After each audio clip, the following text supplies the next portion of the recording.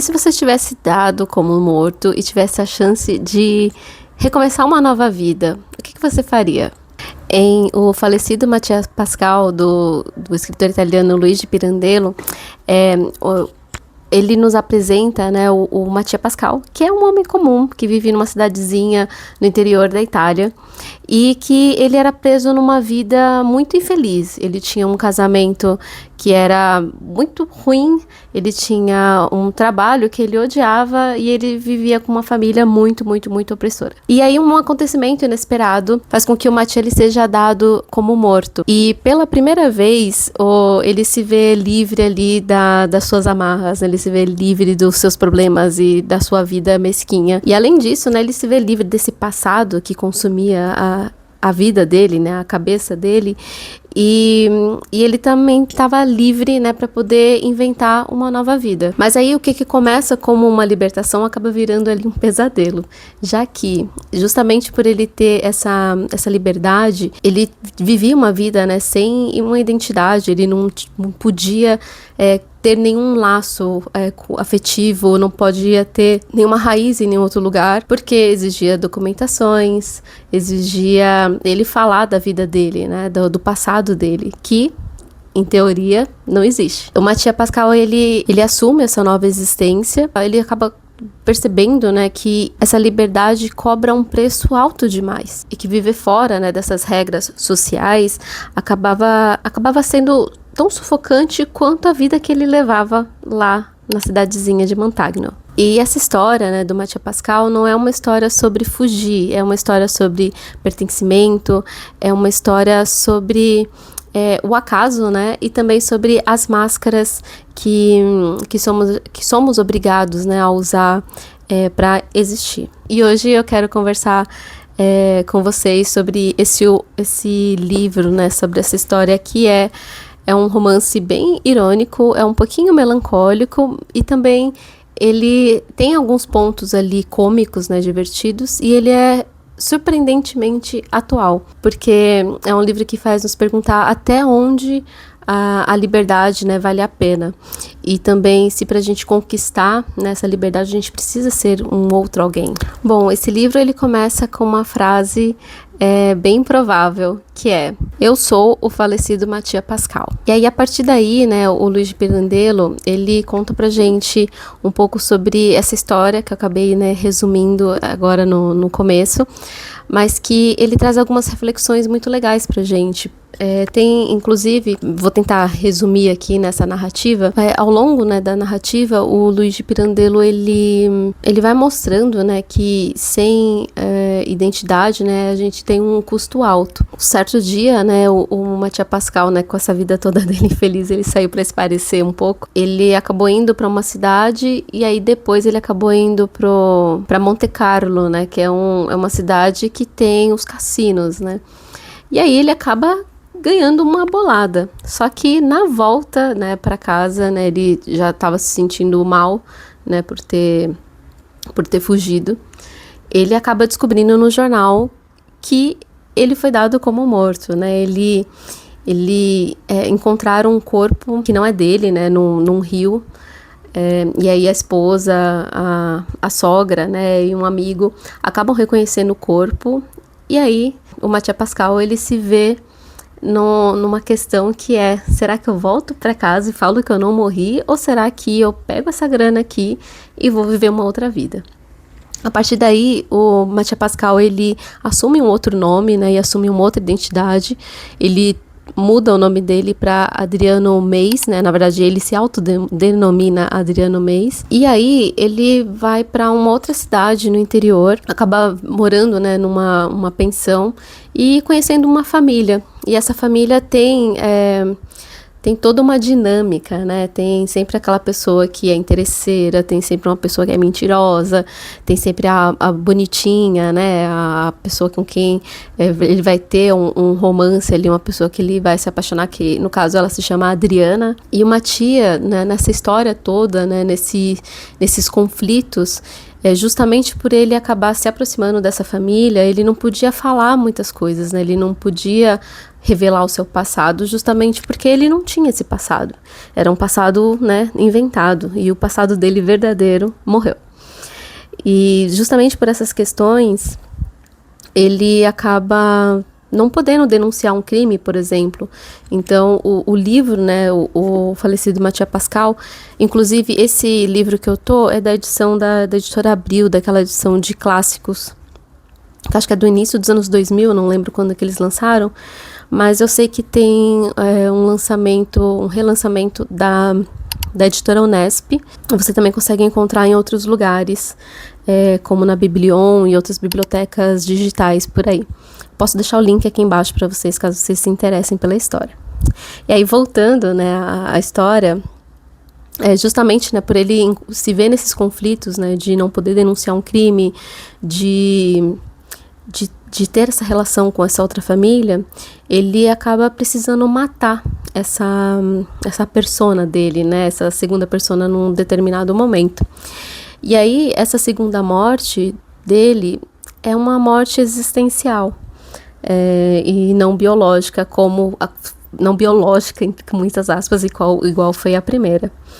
E aí, se você gosta, né, de histórias que falam sobre identidade e também sobre escolhas, né, escolhas certas e escolhas erradas, esse livro ele vai ficar com você por um bom tempo. Inclusive, tem uma passagem aqui no livro que eu acabei não esquecendo, né, é numa parte em que ele já está querendo sair, né, da casa que ele estava, né, dessa família. E aí ele tá caminhando, né, pela rua e ele vê a sombra dele. E aí o que ele diz?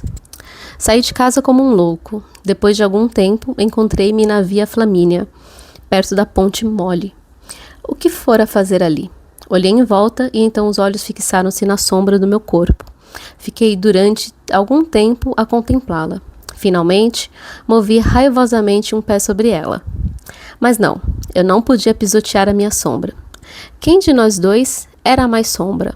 Ela ou eu? Duas sombras. Bem ali no chão, quem quisesse podia passar por cima, esmigalhar minha cabeça, meu coração e eu quieto. A sombra, quieta. E a sombra de um morto. Esta era a minha vida. Passou um carro e ali fiquei parado de propósito. Primeiro o cavalo com 4 patas, depois as rodas do carro. Ele fala muito sobre o suplício de Tântalo. Inclusive tem essa explicação aqui nessa edição da editora Abril, aqui embaixo, né, na nota de rodapé, tem algumas explicações. E o suplício de Tântalo, né, faz muito jus com a história dele, né, dessas questões ali de você estar perto de algo muito bom, mas você não poder alcançar. E aí, só para você entender o que é o suplício de Tântalo, na mitologia grega, Tântalo foi um rei da Frígia ou da Lídia, que roubou os manjares divinos e serviu aos deuses a carne do próprio filho Pélops, num festim. Como castigo, foi lançado ao Tártaro, onde, num vale abundante em vegetação e água, foi sentenciado a não poder saciar sua fome e sede, visto que, ao se aproximar da água, esta escoava e, ao se erguer para colher os frutos das árvores, os ramos se afastavam. A expressão suplício de Tântalo refere-se ao sofrimento daquele que deseja algo aparentemente próximo, porém inalcançável, que é muito, né, dessa identidade, dessa vida dele. E é um livro que eu recomendo muito. Eu não vou dar spoilers do final, podem ficar tranquilos. Essa parte aqui é muito do começo. Essa parte do suplício de Tântalo não, né, dessa segunda morte que eu comentei. Mas acontecem outras coisas, né, então um pouco mais para frente. E é uma leitura que vale muito a pena. E se você já leu, comenta aqui embaixo. Se você ainda não leu, me diz o que você está achando. Eu queria até contar um pouquinho sobre o próprio Luigi Pirandello, né, que é o escritor dessa história. Ele era um escritor italiano, né, ele viveu no início ali no início do século XX. Inclusive ele fez uma passagem aqui no Brasil, né, em 1927, depois de ter lançado, né, o falecido Mathieu Pascal, né, ele lançou em 1904. E aí nessa passagem, em 1927, o Sérgio Buarque de Holanda, né, que é o principal parentesco, né, do Chico Buarque, o Sérgio Buarque de Holanda, né, ele além de historiador e tal, ele também fazia alguns freelances de entrevistas, né, para algumas revistas.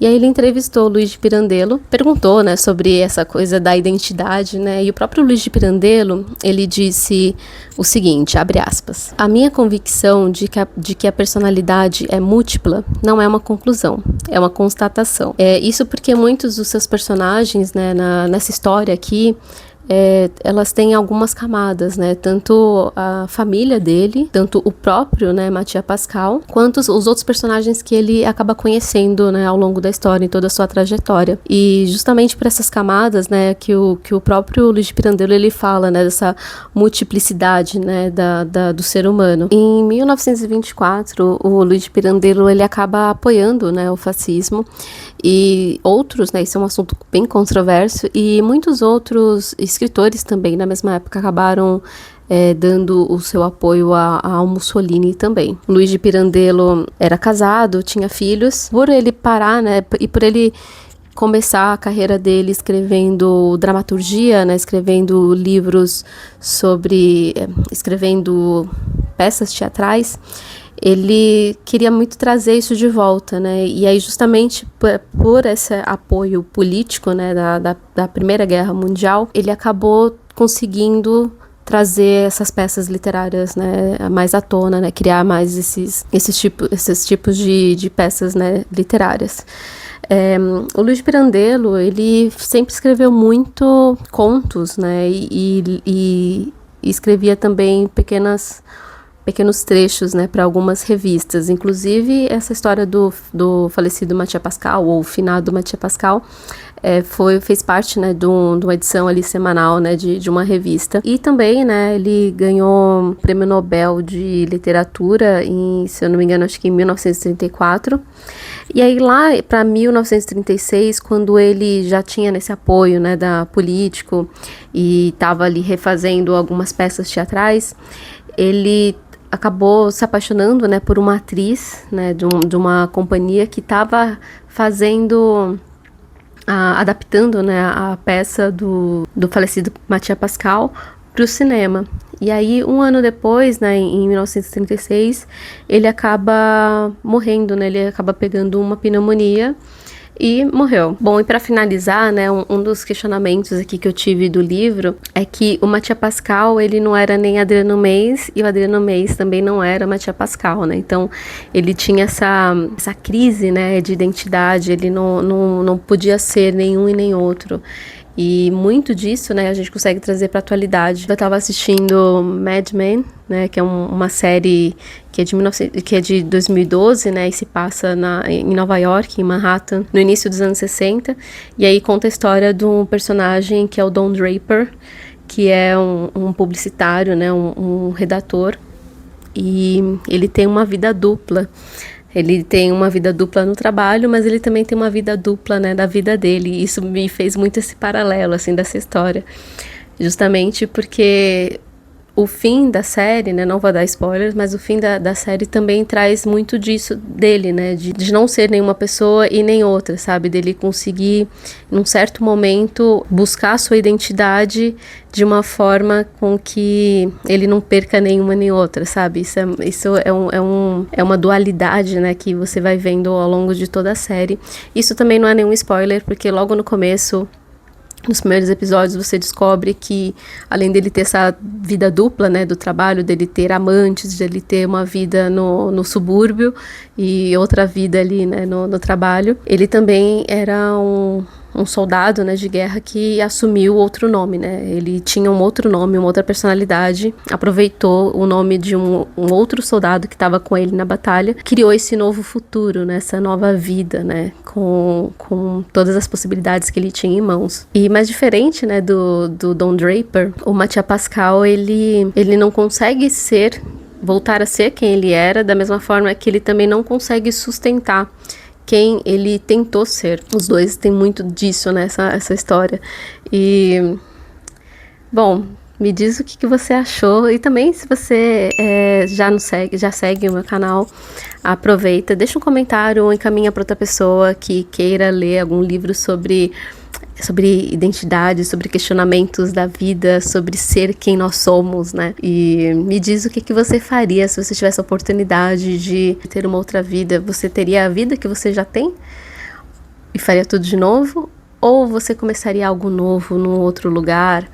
Me conta aqui nos comentários que eu vou adorar saber. Aproveita para seguir o meu canal. Toda semana eu trago algum vídeo sobre literatura, ou sobre Notion, ou sobre produtividade. E é isso. Nos vemos no próximo vídeo. Um beijo e tchau, tchau.